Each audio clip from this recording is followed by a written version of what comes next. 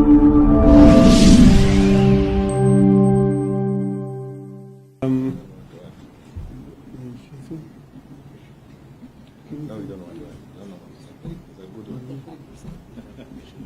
David say something here? Haya. Sasa, habari yenu? Now, the most important thing we are trying to pass a message is that Kenyans should not sit back and watch as the country goes down to the dogs. These so-called new kids on the block have been in government. There's nothing new. In fact, they're just reinstating those old bad days, and we are cautioning Kenyans and alerting them that the era of dictatorship is back with us, and that Kenyans should not sit back and allow these people that comfort of thinking that they can subdue all of us. We will not let that happen, and we are going to engage them because that is what is right for this country. Asanteni sana. I just want to add here, there's been an allegation in the media that Azimio Mizambaratika. As you can see here, Honorable Martha Karua represents NAK Kenya. Honorable David Murathe here and Jeremiah Kioni here represent Jubilee. And Honorable Robert Mbui here represents Wiper Party. Because Honorable Kalonzo Musyoka, the Wiper leader, is in Mwingi on some business. Honorable Gideon Moi of Kanu has also sent just apologies. So you need to know that Azimio is very much united here. And we just want to reiterate again what Martha has told you, that we are acting in the best interest of the members of Azimio. We have Rosalie Odede from the Kenya National Commission on Human Rights, Karibu Sana. We have Honorable Fula Chebukati, IEBC Chair, welcome. We have the Vice Chair, Public Service Commission, Charity Kisotu. Thank you for being here. We also have Christina Gimba, Chair, Kenya Law Reform Commission. May I now take this opportunity to ask the Honorable the Attorney General to come forward and address us. Honorable AG, please.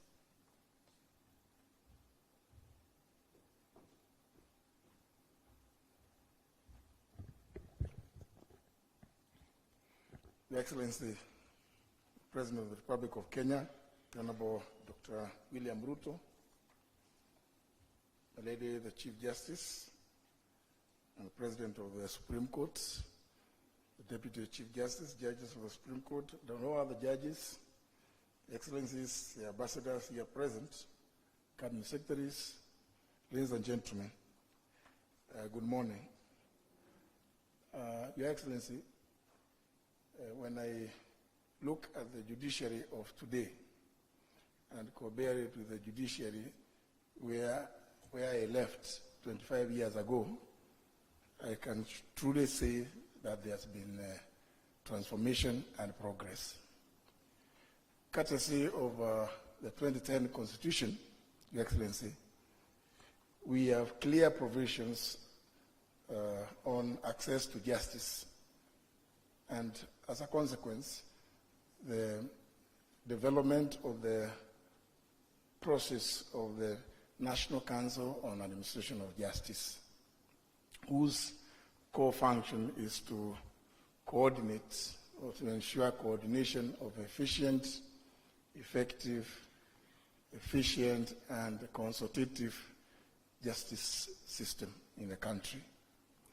Indeed, Your Excellency, I need not repeat the very critical role that is being played by the recently launched Court Users Association as a result of the 2010 Constitution. Your Excellency, the judiciary that I served in 25 years ago was one where access to justice was left to everybody's maker. It is true that adages like justice delayed is justice denied have always existed. But in the 2010 Constitution, there is a clear requirement for a robust justice system, both in the criminal and the civil justice sector.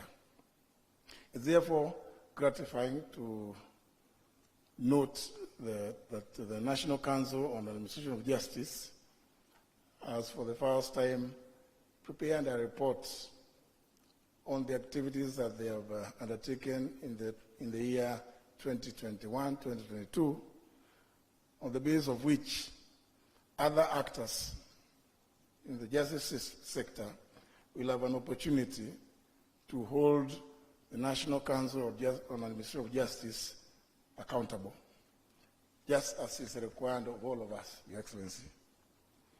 Therefore, it's not indeed something that is outlandish for the chair and the members of the National Council on Administration of Justice to require or request, as the DPP has said, that we in the executive, particularly the Office of the Attorney General and State Law Office, facilitates the enactment of the National Council on Administration of Justice Bill. I'm aware that even though I just took office recently, the bill has progressed quite far, and I would be requesting the other players in the National Council on Administration of Justice to give us the latest ideas that there may be towards effectuating the realization of that bill. I'm sure, Your Excellency, Kenyans will recall that on accession to office, you did make a public pronouncement that this shall be a country that is governed on the basis of the rule of law and not the rule of man. Your presence here today, Your Excellency, is testament to your commitment to that public pronouncement on your very first day. And therefore, just to allay the fears expressed by the DPP, your presence here is not in any way to dictate to the justice sector how to do their work, but to collaborate and support the sector in the various endeavors that they are involved in. And indeed, Your Excellency, we commend the many strides that the judiciary has made. Just recently, when the judiciary launched the State of the Judiciary and Administration of Justice, the SOJA report, we did witness for ourselves the many strides, notwithstanding the complaint from the Supreme Court that they are working in a museum. But Your Excellency's commitment